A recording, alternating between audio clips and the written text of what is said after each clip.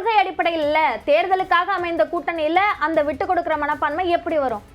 ஏங்க அது நீங்க ஒருத்தரை எதிர்க்கணும் அப்படிங்கிற புள்ளியில எல்லாரும் செய்றாங்க. எல்லாருக்கும் ஒரே மாதிரி நான் கொள்கை சொன்னேங்க. அவங்க கொள்கை என்ன சொல்லுங்க. உங்களுடைய நோக்கம் எனக்கு கொள்கை சொல்லுங்க. என்ன கொள்கைன்னு சொல்லுங்க. ஏன்னா இப்ப நான் சொன்னேன் ஜனநாயக ஆட்சி எல்லா பாஜகல இல்லாத குடும்ப ஆட்சியாங்க. பாஜகல இல்ல அகில இந்திய அளவில் பாஜகல குடும்ப ஆட்சி இருந்துதாங்க இருக்கு. கொள்கை என்ன மக்களுக்கு ஆதரவா பேசுறாங்க. இல்லாத ஒரு கட்சிங்க. ஏங்க அந்த கட்சி எப்படி வேணா இருக்கட்டும். உங்க கட்சி என்ன கொள்கையில இருக்கு? மக்களுக்கு நீங்க என்ன பண்ண போறீங்க அத சொல்லுங்க. மக்களை பத்தி நீங்க நினைக்கவே இல்லங்கறதாங்க முக்கியம். 100 நாள் வேலை திட்டத்தில் தமிழ்நாட்டுக்கு எதிரான ஒரு நிலை, மாநிலங்களுக்கு எதிரான ஒரு நிலையை வந்து எடுக்கறாங்க. பேர் வந்து விடுங்க. பேர் 4 வருஷத்துல இருங்க பேர் 4 வருஷத்துல கொள்கை நீங்க பேசிட்டீங்க. கொள்கை பத்தி சொல்லுங்க. பெரும்பான்மையாக பெருமை பேசிட்டு இருக்கு திமுக. இல்ல மருத்துவக் கல்லூரி அமைக்கப்பட்டதாக இருக்கட்டும். நீங்க புதிதாக ஒரு 7.5% இடஒதுக்கீட்டை ஒரு 2% உயர்த்தி இருக்க கூடாது. இல்ல அப்ப அரசு பள்ளி மாணவ மாணவிகளுக்கு அதிமுக கொண்டு வந்த பல நல்ல திட்டங்கள், தாலிக்கு தங்கம் போன்ற திட்டங்களை எல்லாம் நீங்க கொடுக்கல. எல்லாம் இருக்கு. சந்தர்ப்பவாத கூட்டணி நான் சொன்னேன். கொள்கை கூட்டணி சொல்றீங்க. என்ன கொள்கைன்னு சொல்லுங்க. கொள்கை கூட்டணின்னு நான் சொல்லவே இல்லையே. நீங்க சொன்னீங்க கொள்கை வேறு கூட்டணி வேறு. சரி அப்ப அதுதான் நாங்க சந்தர்ப்பவாத கூட்டணி சொல்றோம். நீங்க மக்களுக்கு எதிரான ஒரு நிலையை எடுக்கிறீங்க. மக்கள் அதை பார்த்து கொண்டிருப்பார்கள். 100 நாள் இருங்க இருங்க. உங்களுடைய கூட்டணியா சந்தர்ப்பவாத 100 நாள் வேலை திட்டத்தில இதுவரைக்கும் 100% நம்ம பேரம் பேசலாம். அடிமட்ட மக்கள், ஏழை மக்கள், தாழ்த்தப்பட்ட மக்கள், கிராமத்துல இருக்கிறவங்க தான் 100 நாள் வேலை திட்டத்துல இருக்காங்க. 100% வந்து ஒன்றிய அரசாங்கம் பணம் சந்தர்ப்பவாத கூட்டணின்னு சொன்னீங்கல்ல. இப்ப அதுலயும் ஒரு சந்தேகம் வருது. இப்ப காங்கிரஸ் அததானே முயற்சி பண்றாங்க. இப்போ திமுகல அதிகார பகிர்வு கொடுக்கல அப்படின்னா நாங்க விஜய்க்கு போறோம் அப்படின்ற கருத்தை இது வந்து ஸ்ட்ராட்டஜிங்க. நாங்க பிஜேபிக்கு போறோம். அது எப்படி ஸ்ட்ராட்டஜியா? அது சந்தர்ப்பவாத கூட்டணியா சொல்றாங்க. இது வந்து தேர்தல் அவங்க பிஜேபிக்கு போறேன்னு சொன்னாங்களா? இது காங்கிரஸ் வந்துட்டு நீங்க திமுக சீட்டு கொடுக்கலன்னா நாங்க பிஜேபி ஏன்னா அப்படிதான் இருக்கு இவங்க பேசுறது. அதாவது அவங்க தேர்தலுக்காக போலாம், கொள்கைக்காக மாறி போகல. கொள்கை தான் இப்ப முக்கியம். பாஜக எதிர்ப்பு கொள்கை தான் முக்கியமே தவிர பாஜக எதிர்ப்பு கொள்கை, அரசியல் சட்டத்தை பாதுகாக்கிற கொள்கை, ஜனநாயகத்தை பாதுகாக்கிற கொள்கை, மத ஒற்றுமையை பாதுகாக்கிற கொள்கை, வெறுப்பு அரசியலுக்கு எதிரான கொள்கை தான் எங்களுடைய கொள்கை. அதுதான் முக்கியம். அதுதான் இந்தியாவோட உயிர் மூச்சு. இந்த நேரத்துல லேபர் கோடு என்கின்ற மிக மோசமான தொழிலாளர் விரோத சட்டங்களை அறிவிக்குது. யாராச்சும் ஒரு வார்த்தை பேசினாங்களா? எடப்பாடி உடனே சரி பண்ணாருங்க. உடனே சரி செய்யப்பட்டது. அதுக்காக போராட்டம்.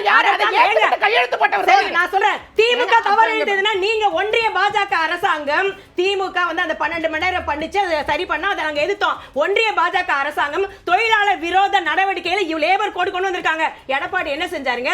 12ஆம் தேதி இந்தியா முழுமைக்கும் அனைத்து தொழிற்சங்கங்களும் போராடுது. ஒரு வார்த்தை அதை பத்தி சொன்னாங்களா? அப்ப இந்தியாவில் இருக்கின்ற கோடிக்கணக்கான தொழிலாளர்களை பத்தி கவலைப்படாத கட்சியாக எடப்பாடி அரசாங்கம் இருக்கிறது.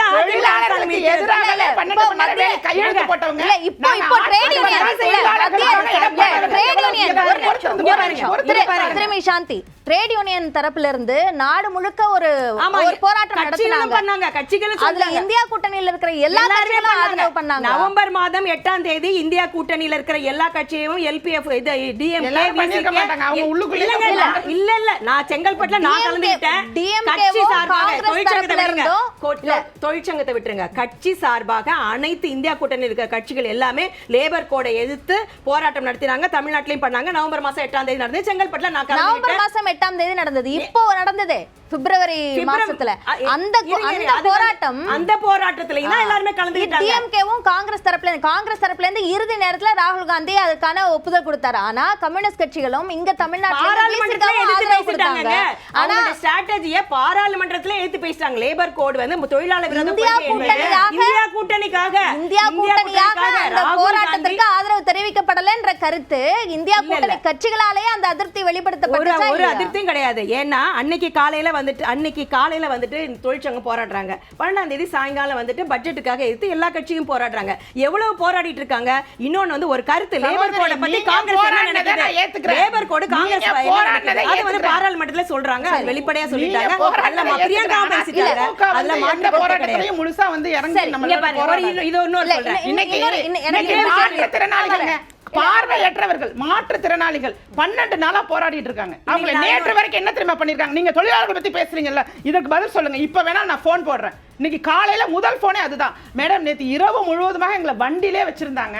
கழிப்பறைக்கு கூட போக முடியல. 20 பேர் பெண்கள் இருந்தோம், பெண்கள் இருந்தாங்க, 30 ஆண்கள் இருந்தாங்க. இந்த கொடுமைக்கெல்லாம் யார் காரணம்? இன்னைக்கு போராட்ட களத்துல நடக்கிற போராளிகள் எல்லாம் என்ன பண்ணிட்டு இருக்காங்க பாருங்க. பல்வேறு போராட்டங்களுக்கு எங்களுடைய கோரிக்கையாக பழைய மிக முக்கியமான கோரிக்கை பண்ணோம். அதை வந்து அவங்க இன்னும் நிறைவேற்றலன்னு சொல்லி நாங்களே பல இடத்துல பேசியிருக்கோம். அப்ப ஓய்வூதிய திட்டம் என்பதுதான் சமூக பொருளாதார பாதுகாப்பு கொடுக்கிறது. இல்ல இப்ப அவங்க கேட்ட கேள்விக்கு பதில் இது மாதிரி நிறைய போராட்டங்கள் நடந்துட்டாங்க. அந்த போராட்டத்துல மாற்றுத்திறனாளிகள் போராட்டத்துல சென்ற மாதம் டிசம்பர் மாசம் மாற்றுத்திறனாளிகள் போராடினாங்க. அவங்களோட சேர்ந்து நானுமே வந்துட்டு மேடத்தோட அந்த மாற்றுத்திறனாளிகளுக்குன்னு ஒரு ஐஏஎஸ் ஆஃபீஸருங்க அவங்கள பேசி பார்த்தா அவங்க சில கருத்துக்கள் எல்லாம் சொன்னாங்க. அவங்க சில ஸ்ட்ராட்டஜி இப்ப திருப்பி நான் பேசும்போது நானே சொன்னேன். அவங்க வந்து ஐஏஎஸ் அதிகாரி சிலதெல்லாம் சொன்னாங்க, இதை நீங்க செய்யுங்க, நிறைய பேரோட பேர் வந்து விடுபட்டு இருக்கு அந்த லிஸ்ட்ல. அப்ப வந்து நீங்க என்ன பண்ணுங்க, அந்த துறைக்கும் அந்த லிஸ்ட் அனுப்புங்க. இப்ப என் பேர் வந்து மாற்றுத்திறனாளி, என் பேர் வந்து கல்வி இலாக்கால பேர் விட்டு போச்சுன்னா அதை நீங்க அனுப்பிட்டு ஒரு ஸ்டாண்ட் பையை எனக்கும் அனுப்பி வைங்கன்னு சொன்னாங்க. அதுக்கு பிறகு என்ன சொன்னாங்கன்னா, டிசம்பர் மாசம் 31ஆம் தேதி வரைக்கும் நம்ம அதை கொடுத்துட்டு ஜனவரி மாசம் 6ஆம் தேதி மீண்டும் எங்களை வந்து சந்திங்க, நம்ம அந்த லிஸ்ட்டை ஃபைனலைஸ் பண்ணி எப்படி வந்து இப்ப நான் பேசுறேன், இப்ப அவங்க போன்ல பேசுறேன், இப்ப நான் பேசுறேன் மாற்றுத்திறனாளிகளோட நான் பேசிட்டு இருக்கேன். ஏன்னா நாங்க வந்து கம்யூனிஸ்ட் கட்சியில இருக்கோங்க, பொது உடைமை கட்சிங்க எல்லாரோட இருக்கோம். அதே மாற்றுத்திறனாளிகளோட இருக்கீங்க, எல்லா கட்சியும் இருக்காங்களா? சேர்ந்து நான் பேச்சுவார்த்தைக்கு நான் போனேங்க. தலைமையிலான கூட்டணியில இருக்கிற எல்லா கூட்டணி கட்சிகளும் இருக்காங்களா? மாற்றுத்திறனாளி பத்தி பேசுறாங்க. அந்த போராட்டத்தில் நானும் கலந்துகிட்டு பேச்சுவார்த்தை வரைக்கும்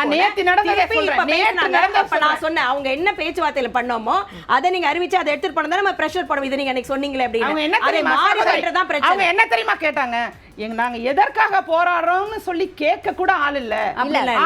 நானே போன பேச்சுவார்த்தைக்கு நானும் டாக்டர் ரவீந்திரநாத் போனோம். இல்ல நானே பேசுறேன் போன் போட்டு. சாந்தினா, என்னோட கேள்வி என்னன்னா, நீங்க அவங்க கூட இருந்தீங்கன்றது சரி, நிறைய போராட்டங்கள்ல கம்யூனிஸ்ட் கட்சிகள் கூட இருந்தாங்க அப்படின்றத மறுக்கவே முடியாது. ஆனா அந்த கோரிக்கையும் கம்யூனிஸ்ட் கட்சியும் இணைந்து வைத்த கோரிக்கையும் கூட்டணி கட்சியாக திமுக ஏற்றுக்கொண்டதா? பல கோரிக்கைகளை ஏற்றுட்டு இருக்காங்க. அதான் மிக முக்கியமான கோரிக்கை எங்களுக்கு வந்து ஓய்வூதிய திட்டம், அது ரொம்ப ரொம்ப முக்கியம். இப்ப அதே மாதிரி பணி இப்ப பாத்தீங்கன்னா வில்லேஜ் ஹெல்த் நர்ஸ் 4000 போஸ்ட் வேகண்டா இருந்துச்சுன்னு சொல்லி நாங்க போராட்டம் நடத்தினோம். 4000 போஸ்ட் இப்ப போட்டாங்க, முதல்ல 1000 போட்டாங்க, இப்ப நேத்திக்கு 9000 பேர் பண்ணாங்களா, அதுல 3000 பேர் போட்டாங்க. சோ அதே மாதிரி டாக்டர்ஸ்க்கு வந்துட்டு கிட்டத்தட்ட 5000 பதவிகள். ஏன்னா மொத்தமே வந்துட்டு தமிழ்நாட்டுல வந்து மொத்தமே 20000 போஸ்ட் தான் இருக்கும்போது இப்ப 1000 போட்டு 2640 போட்டு இப்ப திருப்பி ஒரு 1000 போட்டுருக்காங்க. சோ பண்ணிட்டு தான் இருக்காங்க.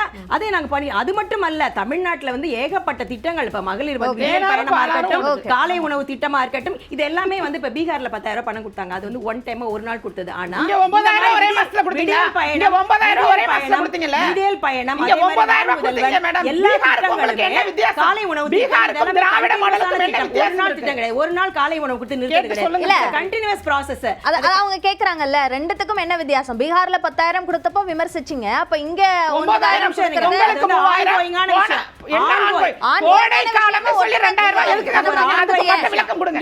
2000 ரூபாய் எதுக்கு கொடுத்தீங்க? இது ஒரு அதுக்கு அவரே சொல்லிட்டாரு, முதலமைச்சரே சொல்லிட்டாரு.